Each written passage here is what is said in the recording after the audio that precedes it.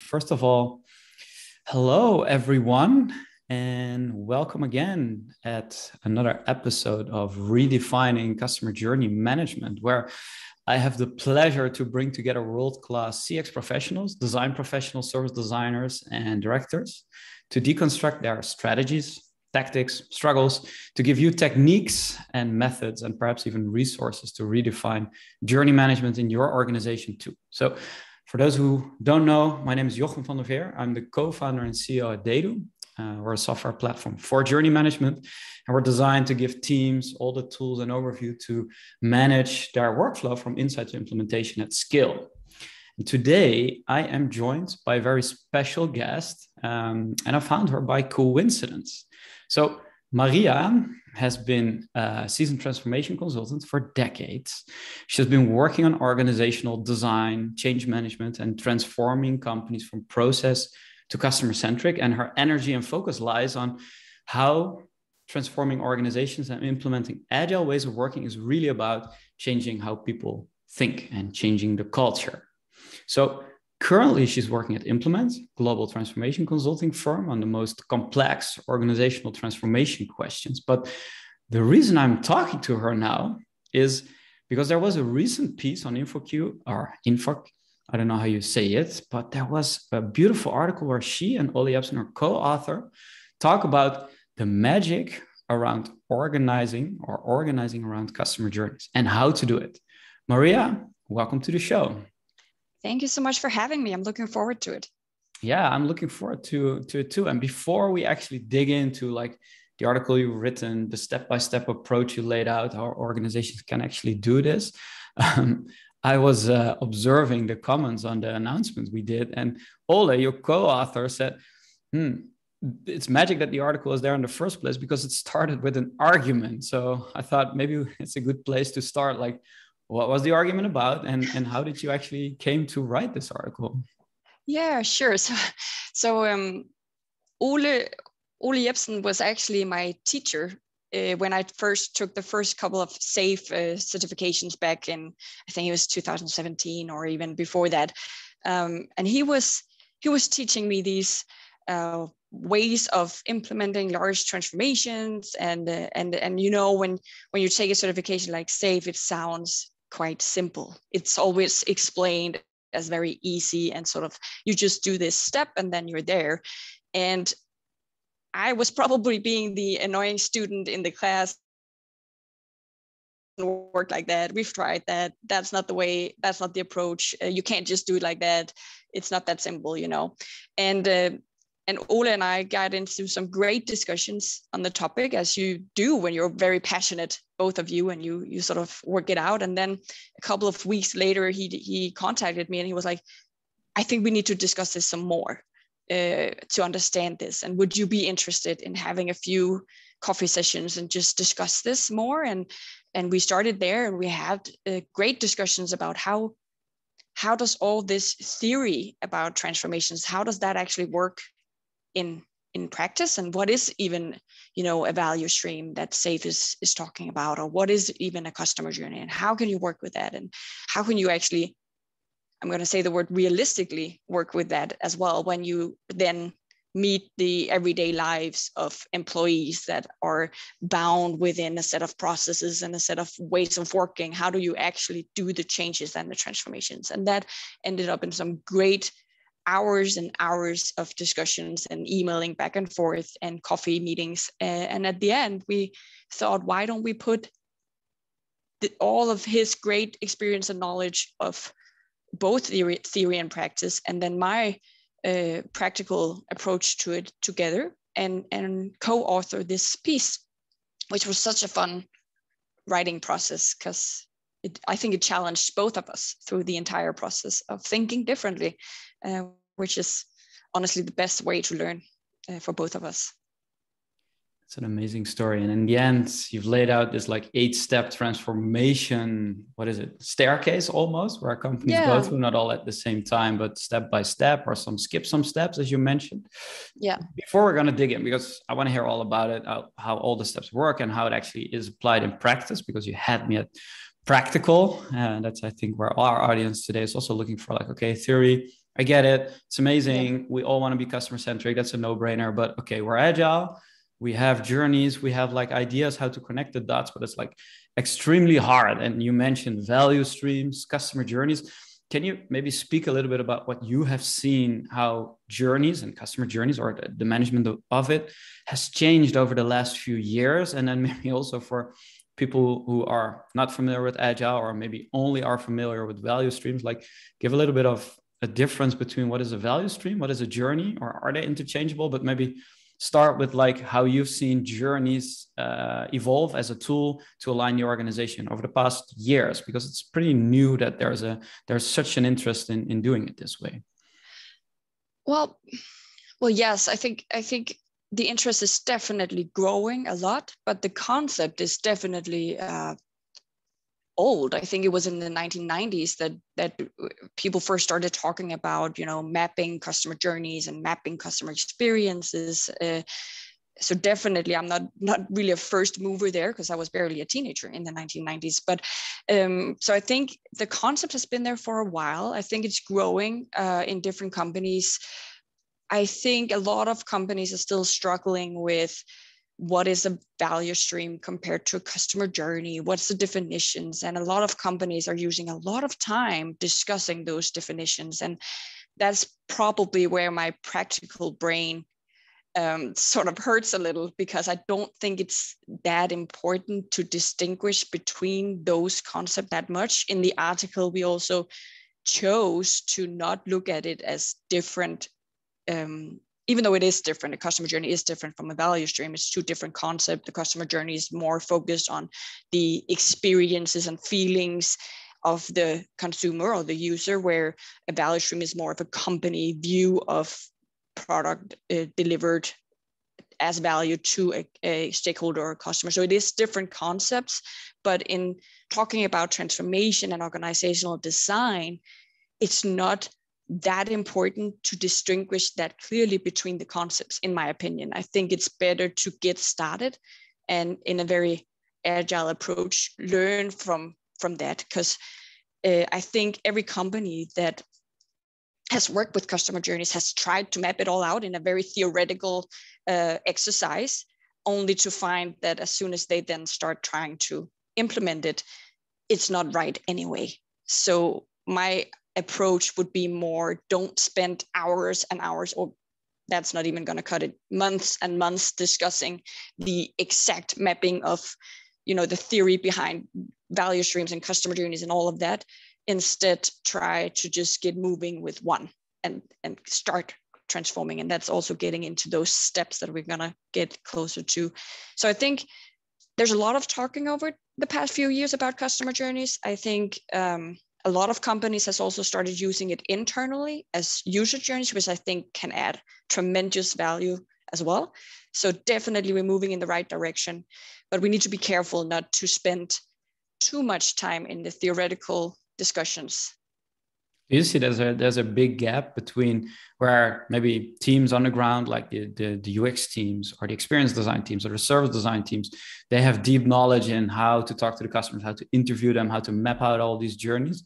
And then on a strategic level, value streams, whether you have them or you have a journey centric philosophy at the company, it's almost like people are not talking to each other. They say the same things, they believe the same things, but there's still a big gap or disconnect between the two. Is that what you're saying, or is that a gap that we're closing? I think there's gaps.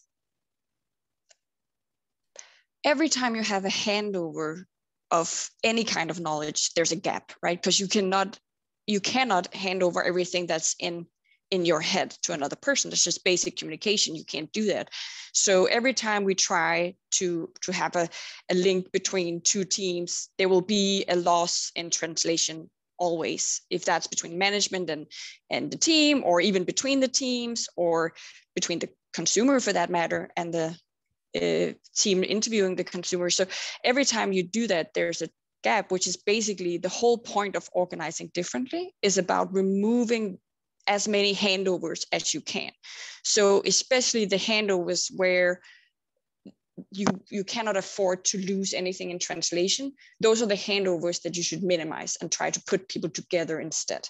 So that's really the whole point of organizing differently, is making sure you don't say the same thing but mean two different things because you've translated it differently in the handover process. Right. I like that a lot. So journey management, different word again, is actually designed to help minimize the handovers or the loss in translation when you're working across teams. I really like that framing of how to do this. And what was, just zooming out a little bit, like what was the first time you experienced the idea that even a journey itself could be used to organize differently? Was that like you got that from your master's degree and you were like, oh yeah, no brainer, of course? Or is it more like the practical implications of, hey, agile doesn't scale or is not customer centric, we need to figure out a better way? Where did you become like convinced of the journey centric organization is a better way to do this? That's a good question. It definitely wasn't during my studies back then. I studied psychology, so this was not really a topic that we would discuss there. So it was more during my work life and seeing how so often we organize, and I think the whole lean wave rolling out over all companies, or a lot of companies at least, try to really make everything more productive. But it was, in a lot of instances, it was thought of from inside out. So it was about, how do I optimize my own department so that my department can run more smoothly? And that's how we implemented lean, or a lot of companies implemented lean, without thinking about it as lean for the consumer. So the procurement department would think, how do I make it more lean for us to handle all the purchases that we're making? Oh, we're going to create a form that people has to fill out, and then we can easily take those forms in and work on all the purchases for people. That's a lot easier for us because we can get the good deals with any vendors and whatnot, and it's a lot easier. But what they forgot to think about was, okay, but then every time anyone needed a pen or a post-it note or anything in the company, they had to fill in a form and wait for it to be processed, and then they would get their pen, right? So it's a whole inside out wave that, at least in some companies, the whole lean implementation actually enhanced a little bit, because we were trying to optimize. And when we were optimizing all of this, I think we sort of, at least a lot of companies, forgot to look at it from the consumer as well and saying, okay, you might have optimized, but we didn't really make it more simple for the consumer. I mean, I'm sure McDonald's would be a lot easier for the McDonald's employee if you just had one person in charge of sauce, one person in charge of drinks, one person in charge of burger buns, and the consumer would walk around and gather what they needed to do their meal, right? That would be a lot easier for McDonald's. They just had one person in charge of one thing. But it would be an awful consumer experience having to go in and figure out where to go and how to gather your meal, right? So, but that would be, I think that's what happened when a lot of companies tried to implement lean, and they sort of forgot to also remember the lean principles of thinking of the consumer, right? So they sort of optimized a lot. And then I don't know where I came to meet the customer journey perspective the first time. Probably I was inspired by some really cool colleagues, I think, that sort of opened my mind to this concept. And I remember one example where a group of people had actually gathered all the people that was needed for one journey in a room. And they had, before that, they've mapped out the consumer journey as taking, I remember it as about 3 months. And then they gathered all the people that were needed for all the touch points in that journey into one room. And they then asked them to do the process now in the room. And they could actually do it in a matter of hours, right? If the right people were in the room, they could get the client, that was an actor acting as the client, but they could get the client through all the process steps in less than a day. And that took 3 months otherwise, because of waiting time and process in between touch points and so on. So I think that's really the exercise that opened my mind, was seeing that and going like, oh my God, if we could get clients through in 1 day instead of 3 months, could you imagine the customer experience we would create for people instead of having them wait 3 months? I mean, that's amazing. So how do we do that? then. And that's all, the whole, could we get these people in the room every day? Could we organize differently? How could we change this concept, right? Right. And also help people to see that this is possible, right? Because if you're going to stuff them in a room, then how are you going to get that knowledge transfer to the rest of the company? So maybe that's a nice segue to like understand a little bit of the maturity in different organizations and the steps that you've laid out. So most of us probably have read your article, but for some who didn't do it yet, let me just pull it up the screen, because I want you to just give us a basic voiceover of the different levels of the way organizations are currently organized around journeys. And well, this was a perfect example saying like the first time you met the team in a room, covering one journey end to end, being able to make the transformations or the improvements needed. But in reality, we all know like everyone is organized in their own silo, in their own department. So coming together for one project in a room, you can do that. But doing this at scale across the company all the time, I think that requires a little bit more sophistication and also a step-by-step approach. I think that's where the staircase comes from, but maybe you can elaborate on that. So maybe it's a good way to start that, and then just take us through how you came to define the different steps. And maybe some of them are little steps, some of them are big leaps organizations take, and just take us through like where we see organizations today. Maybe if you can draw examples of why an organization should make a step, or where, if they are on the first step, like going from the very basic rudimentary functional team, because a lot of our listeners work in organizations that are still organized vertically. Some have a matrix organization, but still it's like very complex to make that first step right. And I think your framework of understanding where you actually are is a beautiful way to think about like, okay, if I'm here, I need to do something different than I'm there. But maybe for you, it's even better to explain it step by step. So can you take us through the steps that you've defined?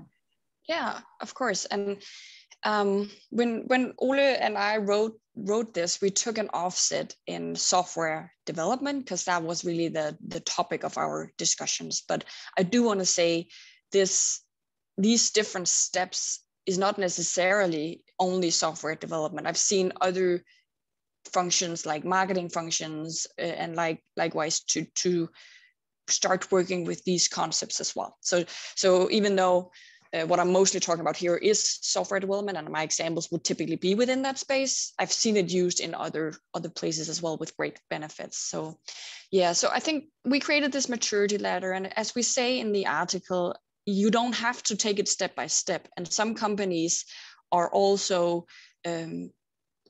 quite high on this maturity ladder already on their own, some by coincidence, some by very deliberate working that way. And as you say, we've all been, I think, part of companies that had functional teams where you would have a team of testers and a team of developers and a team of infrastructure people and a team of business analysts and so on in different functional teams. And I think most companies, at least within software development, have moved into the full stack teams. They've read stories like the unicorn projects, or likewise great books that explains how that can be beneficial to have the testers and the developers together. And you slowly move from being sort of the very specialist I profile to a more T profile, where you can do a little bit of the other topics as well, and you become more of a full stack team. And then I do think a lot of companies has also taken the next step of cross-functional teams, but on a project base. So what we see is a lot of companies has then started doing projects where they gather people from different teams to fix a project. And then they have a series of maybe 100 projects or more in a project portfolio with different teams that have sort of been gathered around that work. I think these first three steps, a lot of companies are here. Most of the software companies I've been in contact with have definitely gotten through these steps quite easily and fast, actually. Then the next few steps are a lot more complicated for several reasons. The first one is the stable cross-functional teams is very difficult because it's actually a change of mindset. So instead of gathering people around work, you are now keeping the team stable and moving work to the team. This is a totally different way of cutting up your work. So before you would have a problem, you would create a project around that problem, and you would put people to it, and hopefully cross-functional people, so that you sort of had that fixed. But by keeping the teams stable, is so much research has shown that stable teams are more high performing because they've gone through all their norming, storming, forming phases, and already they know each other, they know their capabilities, they know what they're good at, they can collaborate a lot easier, a lot faster. Their T profiles has been strengthened and so on. So keeping the team stable and then giving them a new project as they finish the project they just worked on is really this step. But it requires you cutting up work differently. You have to size the projects and cut it up so that a team of typically 7 to 9 people can work on this, and it makes sense for them. And that's very difficult to do when you're not used to it. And it typically takes a few months of practice to get into that state. So that's where I don't see that many companies actually in that stable cross-functional teams yet. And I see a lot of companies actually sort of skipping that step and moving on with building more of a virtual cross-functional function without having the stable team still. So that's, and they can do that, but I would definitely recommend them to try and keep the teams as stable as possible.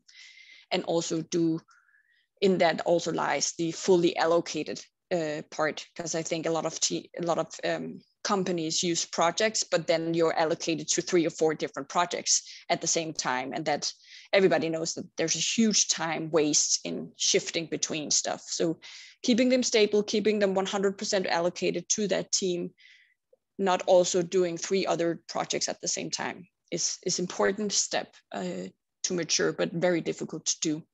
Maria, to just intersect, to clarify, cross-functional in this case, is it like cross-functional in the software stack, in the tech stack, or is it cross-functional across the business, maybe marketing, sales, operations, data, different roles are involved as well? Can you define what you mean? Yeah, so if you're only within the IT or the technical, you would call it full stack. That's the way I use those terms, at least.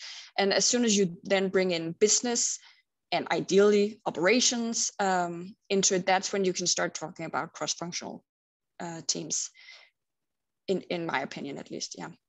Right. And as we go up this ladder, you will become more and more cross-functional. So at the end, and I'll come to that when we reach the top steps, but in the end, you might also include areas like marketing and so on into the cross-functional departments as well, and become more and more end-to-end. But I understand why you ask, right? Because I think the whole end-to-end concept is so difficult for people to grasp as well. And it depends so much on the company. And that's also why I never want to say one size fits all when we talk about transformations, because how you use those terms and how you want to cut your customer journey is so different from organization to organization. And it should be, I believe it should be about what makes sense for them and the history that's in that company, right? Okay, so then the next few steps is really where it becomes more complicated. As we move up this ladder, you need more and more people involved. The first couple of steps, you could take them if you were just on a team manager level or had a small department or the like. As soon as we move up this ladder now into the more cross-functional organization, you would need more people involved. And that always makes it more complicated, because you would need other departments to see the vision that you have here of doing it cross-functionally.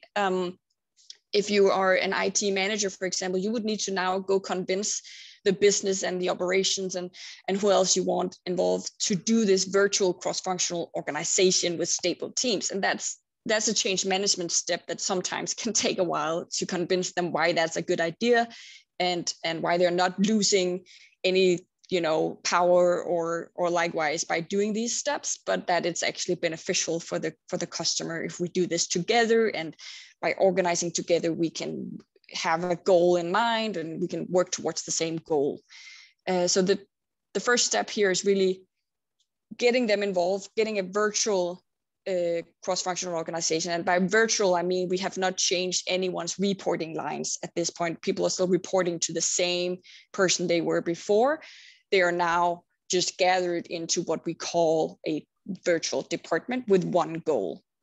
And then the one thing that we discuss a lot, Ole Jebsen and myself, is when you do that in a large scale company, typically you will need what we call an adapter in the article, which is a group of people, typically 1 to 3 people, it's a little sad that it's needed, but it is, who protects the rest of your newly formed organization from the outside world. So in a large scale company, you have all of these bureaucratic processes and governance and funding and all this stuff hitting the managers all the time. And if you want to create this bubble of a truly cross-functional department, you need this adapter team to sit there and take care of all of those kind of reporting, budgeting, all the stuff that the large company is asking of the department, really to protect the bubble and for the bubble to be able to really develop as a cross-functional, stable organization. And you can remove those adapter later in the maturity step, but you will need them for a few years if you want to let the organization grow and mature within the bubble. The difference between the first virtual cross-functional organization and the next, which is called value stream virtual cross-functional organization, is really in the goal.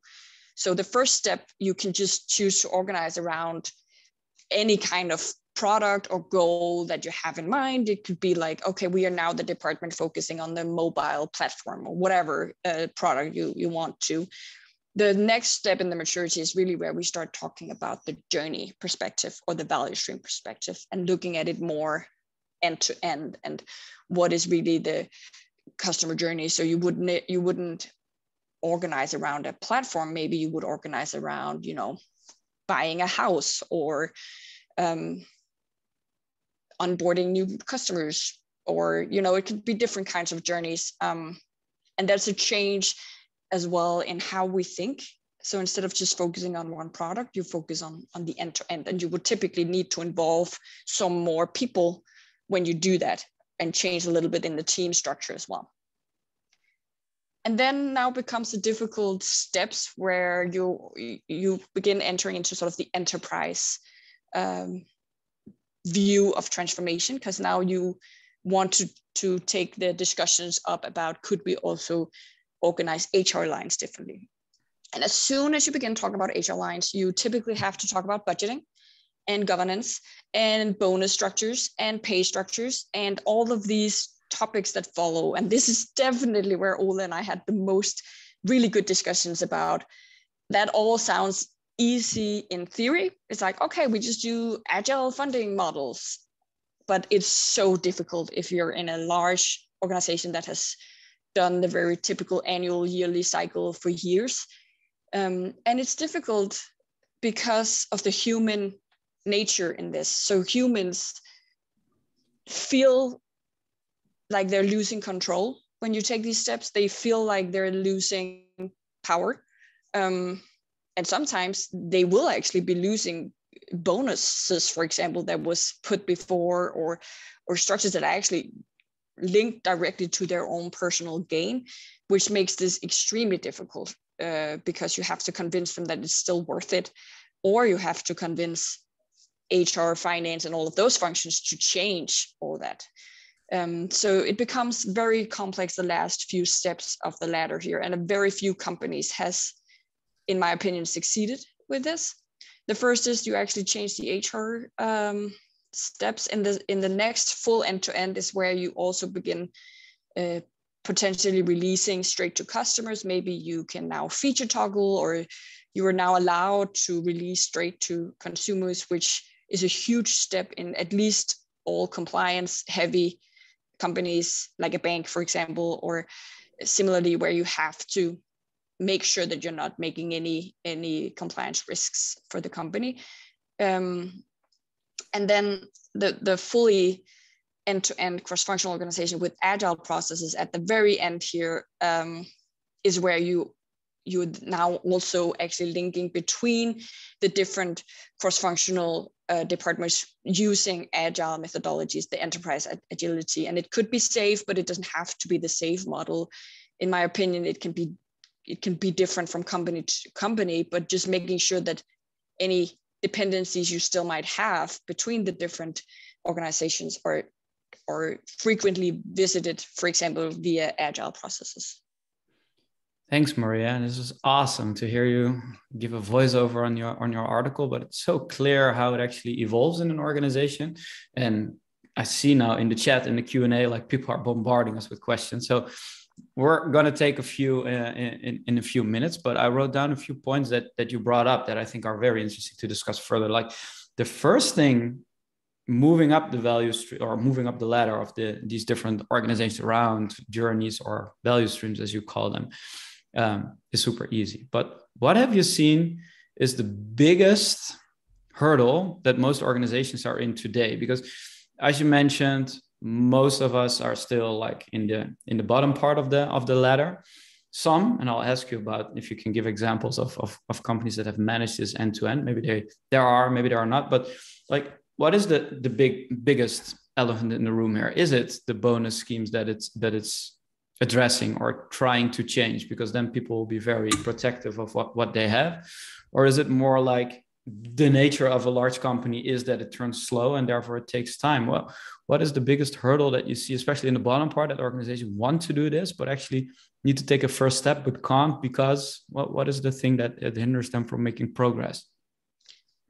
Yeah, it's a really, really good question. I think there's a few points to be made. I think first off, we have a tendency to, every time we do transformations, really, we have a tendency to sort of say, well, people don't like change. It's the people that don't want to change. And we sort of look at the employees and say, oh, they just don't want to. But that's not true, actually. I think about the people that you know, right? Think about your closest friends. How many of them have not moved or changed jobs or got divorced or found a new partner in life or got kids or whatever within the last few years? All of them change all the time. People are not scared of change or don't want to change, but they're locked in the processes that we put them in organizations. They're locked in the organizational build and processes and governance that we design. And I think the biggest challenge with these kind of transformations is that typically it takes a long time for the organization to understand that it needs to change all of those structures and processes. I think for a long time, many companies and many leaderships think that, oh, you can just do that transformation down in the team. Go ahead, do that down in IT, implement agile, or you can just talk about customer journeys down in the teams. That's fine, go do that.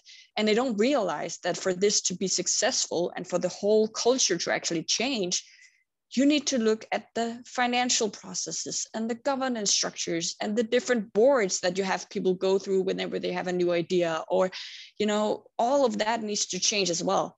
And then once they realize they have to change that, comes the next difficult part of how do you change that? And how should it then look like? What is really the new ways of working, in the new ways of governing, the new ways of financing, the new ways of bonus modeling, or we're even talking about, instead of having personal reviews one-to-one, you have team reviews of employees where teams reviews each other's, and all of these different little pieces of processes that you need to change throughout the organization, from HR and down to IT processes about who has access rights to what. And, it's through the entire DNA of the organization, which is, when you think about that, it becomes so overwhelming that I think a lot of people tend to just shut it down and go, no, you can just do it down in your teams. We don't need to change all the other stuff. And that's really the elephant in the room, I think. Yeah. And that also makes it you mentioned cutting the journeys up. And then if you want to organize around journeys or value streams, then you need to understand the end-to-end experience, cutting it up, and then make sure that everyone also agrees that is the new way.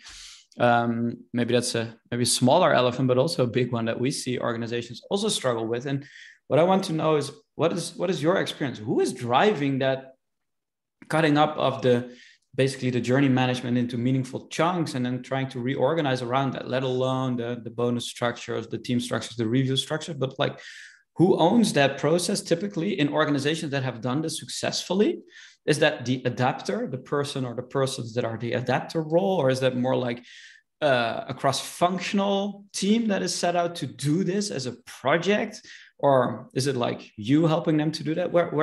How do people go about cutting up the end-to-end experience and then understanding like, okay, so this is how we organize around journeys and make sure that these journeys are all linked together, organized in a hierarchy, in a framework. And how do you go about that? What is the successful way that organizations do that? What have you seen works?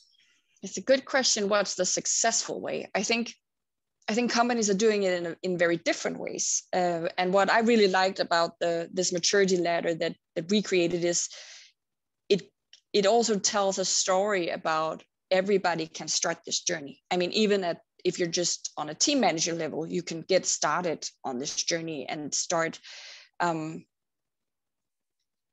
challenging the status quo is maybe the right word to use. Start having the conversations that are needed to change the mindset of people. At the end of the day, I don't think there's one department or unit that has the responsibility of this. Of course, if your top leader of the company comes and says, this is a great idea, then it's easier than if you have to go all the way from the bottom, of course. But I think this has to be a little bit of both. It has to also have some sort of a grassroots methodology where people on the floor or whatever you want to call it is just really passionate about this topic and starts talking about it and starts working towards it. And maybe they organize in a few teams more cross-functionally, or, so some of the movements come from within. And at some point you'll reach a point where you do have to talk about it more. You can't just do it in the department anymore. You have to discuss it higher level. And to do that, that's where you need the top management to take part in those discussions. And those discussions are really difficult as well, right? How do you cut the right customer journeys? What is the right, when does it start? Where does it end?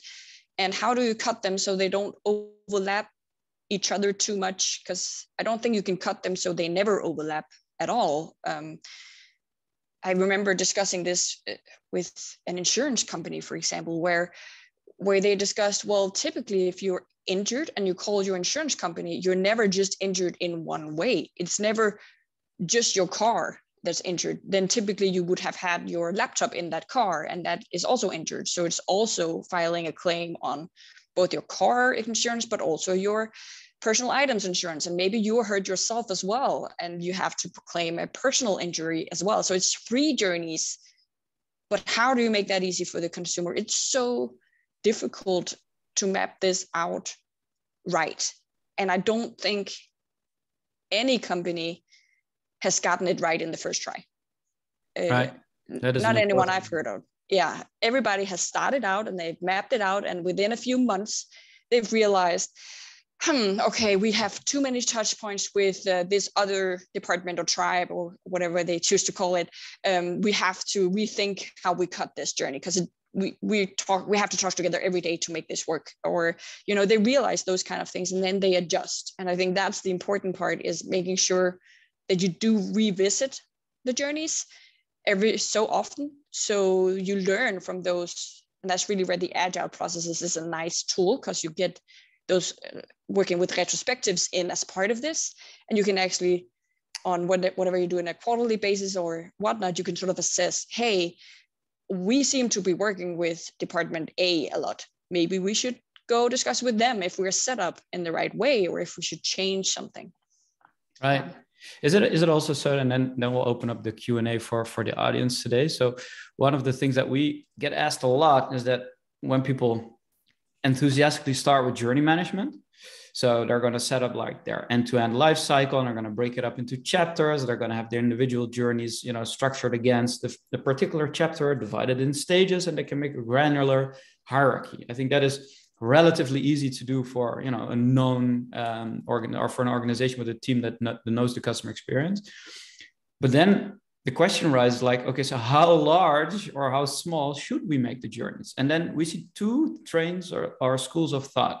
Mm-hmm. One is, and I think that ties into what you're explaining here, is like organize the journey or make the journey cut as a team you have in place, so that the team has a cross-functional discipline or different roles in it that can deliver the journey end to end without resources from the rest of the company. That's one way of doing it.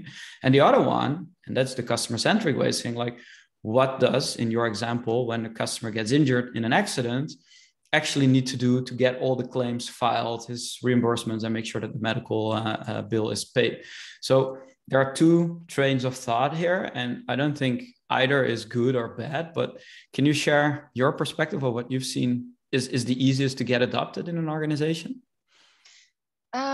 I've seen both approaches as well. And I think you're completely right. There's not one that's necessarily better than the other, or at least both have pros and cons to them. So in the first setup, where you cut the journeys into small journeys, so to say, and you organize around that, but lose maybe a little bit of that customer perspective, but at least you make those journey steps very simple for the consumer. So if you do only have a car injury, for example, it's really easy, really simple solution, and you're quickly through the process. That works well because you don't have that many interactions between coordination between the teams. But of course, for the consumer, it can be then a little frustrating. In the other scenario, I've seen people do the journey and then take sort of form teams around the touch points more. So the consumer touch points, and then form teams on that. And then they own both the touch point, but also the process within that, the IT that supports that process, and then all the way down to actually the infrastructure that supports, or the architecture and infrastructure that supports the IT system that supports.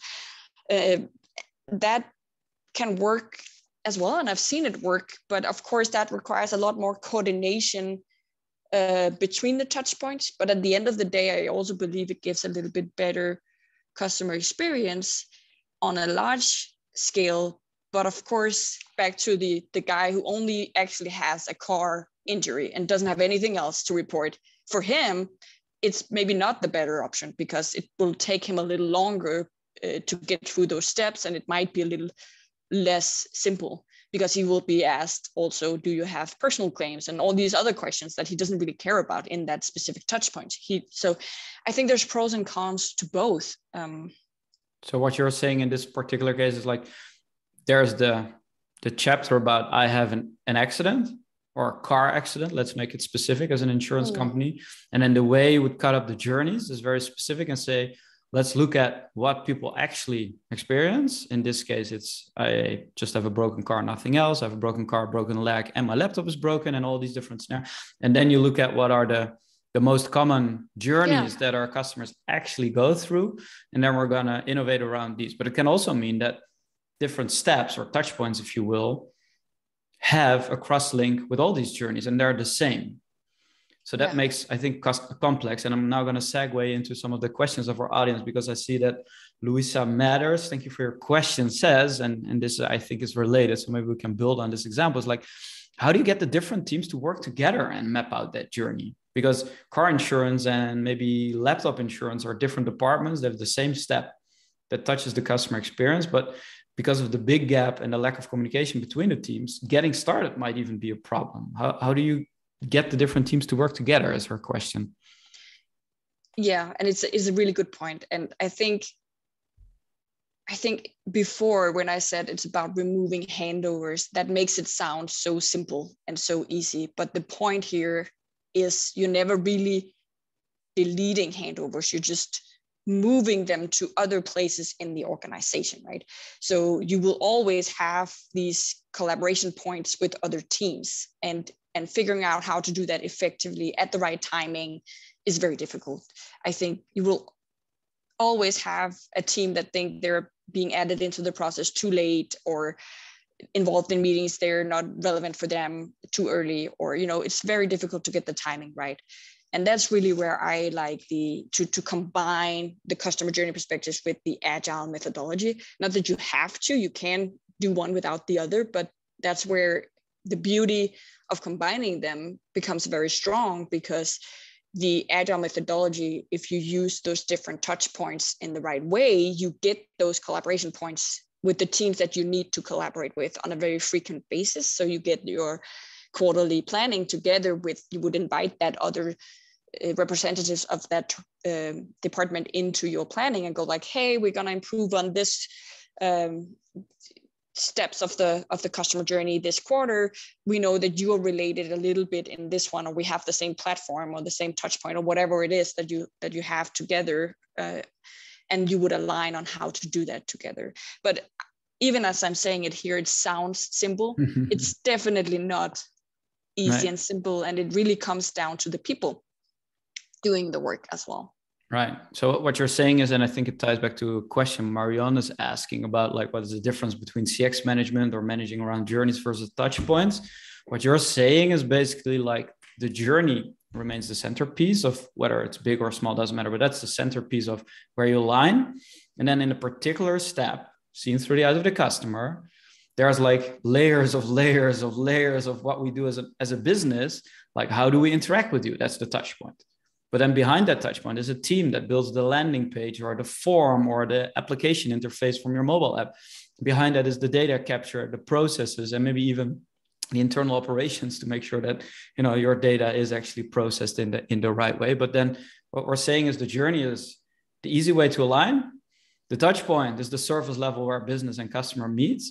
And then below that are all the layers of like, hey, who's involved? If we're going to innovate around this particular step, touch point, or journey, you should be in the know, or you should actually be involved. All right. So that's where CX management, agile, and actually product management bring everything together in the journey. Yeah, I think CX management in its own can add some value. It's where you begin to understand the customer. But I think where this really adds value to a company is when you put on those lower levels of your service design map, or whatever you choose to call it, where you have the customer journey, but then you link it to the touch points, and then you link whatever processes is happening between those touch points on our side of the fence, so to say, not with the customer, but that the customer never sees, right? All the steps that happens there. And typically, you would then have a series of systems and software that supports those processes.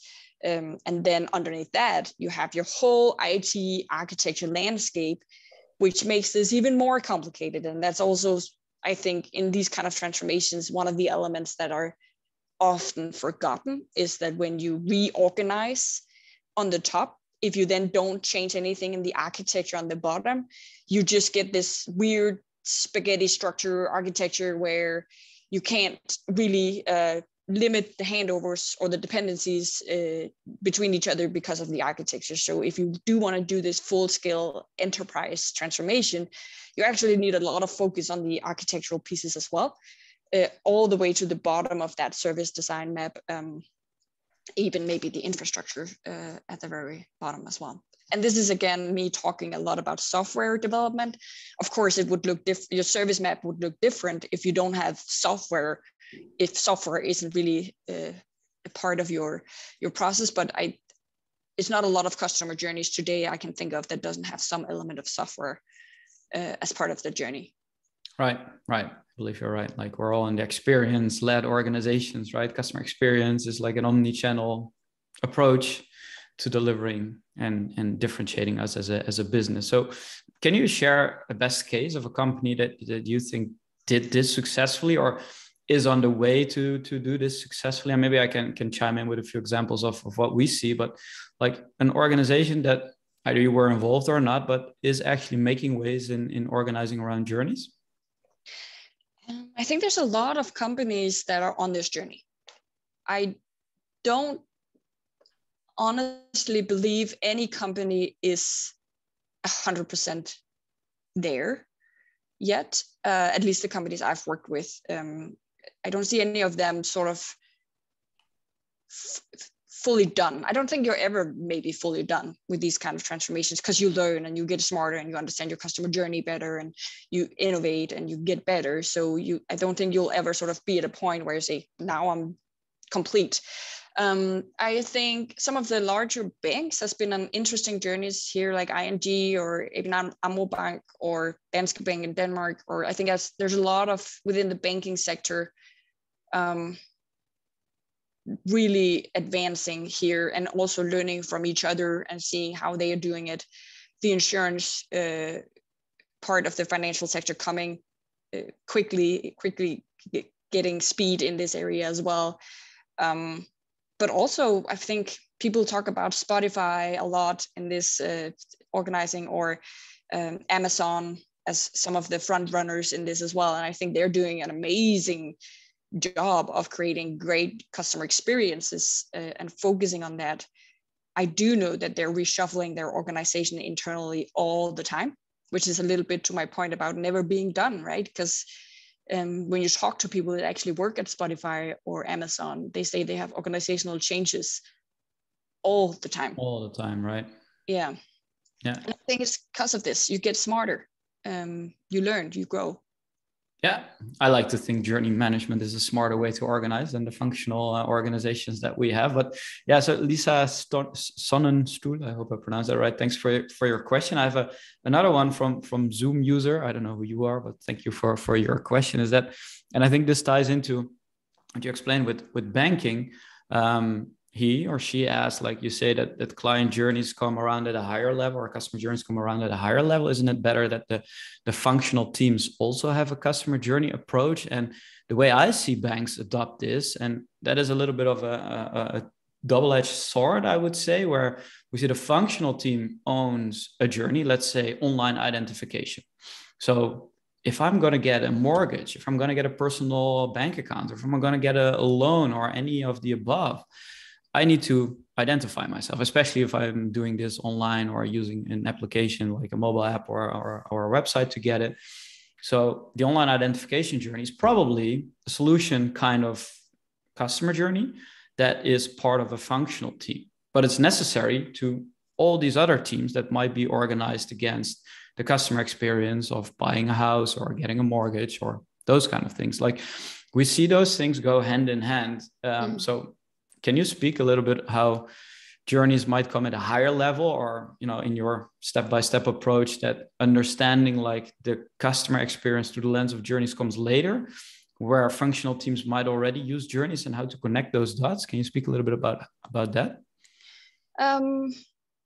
Yes, I just to clarify, I wouldn't call it functional teams, because to my mind, functional teams are teams that only have one type of employees. So for example, a group of testers or a group of developers, where I think when you use the term functional teams, you're more thinking about a team that's organized around a specific product or step, like identifying a customer or onboarding or stuff like that. And to that, so just wanted to separate the two. But yes, I think what I've seen in a lot of companies is actually they end up with sort of a matrix structure of their customer journeys, right? So they have the customer journeys, which is buying and owning a house, for example. But typically onboarding, for example, is a part of that, because when you typically, one of the points in life where you would change banks is actually when you buy a house. That's typically when you go bank searching as well, because you want to find the bank that has the best loan for your big purchase, probably the biggest purchase of your life. So that's probably one of the steps you would need an easy onboarding the most, especially because you have an offer in on a house and you want that offer to go through tomorrow, and you want that house, or you will lose the house if the bank can't figure out to onboard you now. So it can't take 3 months, right? It has to be done now. So that's where typically I've seen people do sort of a matrix of customer journey. So you have a team or maybe it's more than one team, maybe it's even a department focusing on only onboarding, but they are then part of all the other customer journeys that are using or dependent on that part of this step in their journeys as well. And that's where you sort of have to map it out as a matrix and be very much aligned. So when they do changes then to that step, all of those needs to know that changes is happening and when they're happening and why and how that connects to their journeys, right? And steps in the process is one, but actually also different channels or platforms is where I've seen this concept as well. So one team owning how does our mobile app look like, but all the other journeys being part of that app. So I think this is really the complexity that we have to deal with when talking about these kind of value stream mapping or customer mapping, that they do overlap right. a little bit. Yeah. Yeah, one of the examples I found fascinating to see is one of the larger supermarket chains here in the Netherlands. That's that they use data to actually do this process, and where they actually made a big leap was, say, like, we have the customer experience from left to right, like that is our time angle, and then vertically we segment based on like, where is the customer, like is it a new customer or is it an existing customer that's going to do grocery shopping online and all the different things, that all the different journeys there. But then the organization is a domain specific organization, so they are organized vertically. That's why I said vertical teams, but it's not really. So they're organized vertically, like product selection might be, or a checkout or delivery. And they said, hey, let's have both. So in two frameworks, they use the horizontal axis, the time axis for the customer experience, but vertically they map out the different journeys in a vertical axis, saying one is our domains and one is our customer types. And we can watch both using the same journeys as building blocks in a different constellation to make our decision making easier. So I see that the Zoom user is Mustafa Gürel. So thank you, Mustafa, for your question. I think that is one of the smart ways that we've seen organizations do this as well. Yeah, and I think that works. But I think what is, I don't know what you have experienced, but when I've seen that work, it's because you have a protector of the segment, so to say. So you have a person or maybe a small team that sort of carries the experience through all those other teams. So they talk to the customer all the time and they know, where does it hurt? Where's the pains? Where's the experience? And they then carry that to the different vertical teams as well. But you need that sort of protector of the experience internally, then sort of the voice of the customer on the internal side to make that work. Or at least I've seen it work when you have that.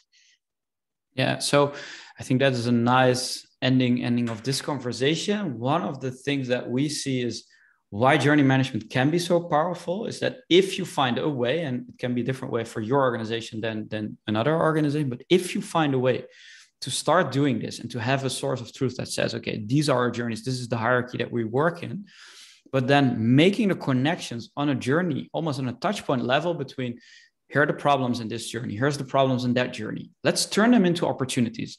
Let's link the opportunity from all these different journeys together and say, hey, now we've collected this one single opportunity that says, hey, online identification sucks and people struggle. All right, so that impacts like 20 different journeys in all these different domains in our organization.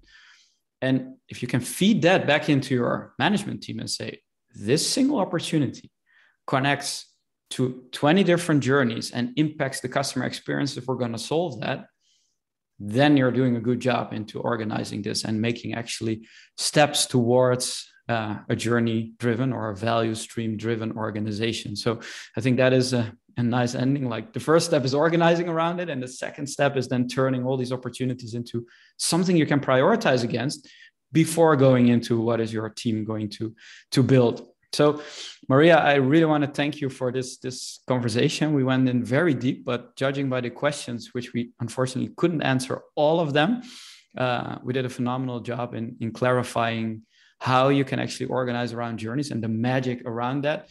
Is there any last parting words you want to share with the audience today? And maybe if they want to know more, where can they find you or reach out to you? What is the easiest way to connect with you? Well, first of all, thank you for having me. It's been fun. It's always fun to discuss these kind of things. And feel free, everyone, to reach out to me on LinkedIn if you want to discuss more or have a cup of coffee, or just, I love discussing these topics. So please don't hesitate to reach out. All right.